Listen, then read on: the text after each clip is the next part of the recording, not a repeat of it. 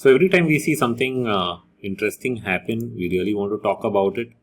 We're not just taking claim, but it's actually a very good learning experience. So actually, when I started doing various videos at the end of April, early May, especially with some influencers, and when we were teaching heat maps, we used this example, and I was really wondering, whether the example will play out, because one thing is putting out a real-time example, and one thing is looking at history. So we did, the first step we did is we showed history. Why do we think this works? Like, we took the example of this correction that occurred in September, October of 2023. What we found is that when we do the heat map look back, the custom dates, which is basically what I used to do in Metastock earlier, is do a relative strength analysis, which is the relative performance of different stocks compared to the index.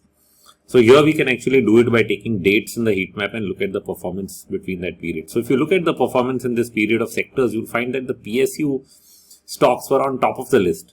Even though the market is falling, they were outperforming or even gaining. So that was a clear sign that there was outperformance in that sector. And what was the best performing sector of this time period? If you do a test or run it up, it's actually PSU stocks. So can you really know in advance what kind of sector rotation is going to happen? Now today we've actually launched RRG, so you can actually see it in that as well. I will not talk about that today because we'll have a full session on it. But I'm going to show you what happened here. So same thing when we did a test of this time period, and this one I'll actually do it and show you. So if you actually go to heat maps, do the custom look back. What did I say? 30th of April to 13th of May, when that correction was happening, we did a check. What do we see as the top sectors? MNC, FMCG, autos, apart from mid-cap select. So there are these sectors, right? MNC, FMCG, auto, which are really showing up in the top three, and probably pharma after that, which makes no sense, right? And IT somewhere down here. So you would think, how can these be your top stocks? Especially FMCG, which was at that point of time non-performing.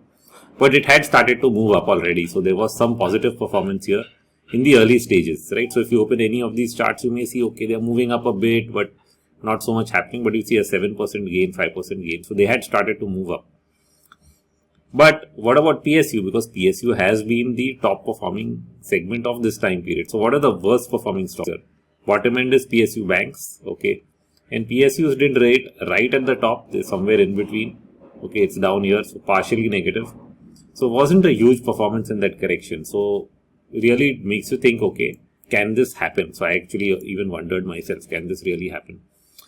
Now we have history, right? From the 13th of May, which that correction happened, till today, we can actually look at what really worked, because now you have data. And this is even more important now that I measure it from and including what happened in the last 2 days, right? All this volatility around PSU stocks, which are shooting off on Monday, and then they crashed yesterday, and now today there are major gains. Last 2 days the major gainer has been FMCG, right? Big gains coming up there yesterday and today. And if you look at the top 4 stocks of 5 sectors, you find autos, FMCG.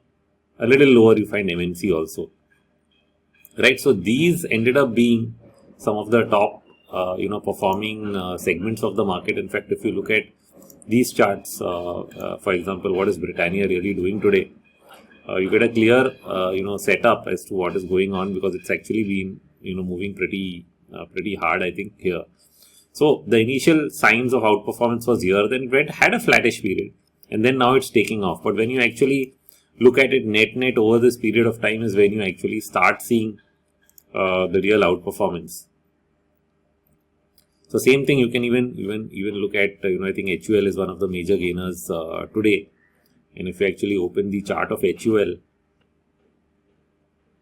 then this looks pretty wild, right? You have had 2 major big days. Even yesterday when the market was falling, the big crash was happening, and today. So it's only to show, does this methodology work? I mean, I started doing this thing way back in 1997, 98, when it was my task to really find different stocks, for their weekly trading strategies, where we are essentially doing something closer to a BTST, not even where you are buying and holding, but you are looking for stocks that would do well. So I used to identify and bring them new ideas to get into their book, and then it's remained, but then it's something I used to run on Metastock. Now on heat maps, in a very different way, you can do the same thing, which is look at performance between different time periods and then judge what might actually do well in the coming days, because there are performance cycles and this keeps changing. Now, if you want to see these performance cycles visually, you will start using what you see up here, relative rotation graphs. But like I said, we will be doing a completely separate session on that, so I'm not going to show that to you here today. I hope you've learned a little bit about how to use heat maps.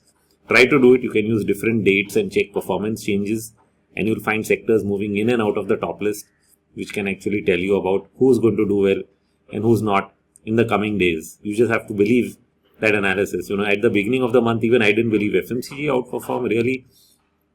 Well, here it is. It's done so. So what you need to do first, go to web.strike.money and sign up for the 7-day trial and start using it. Get it done now. Thank you.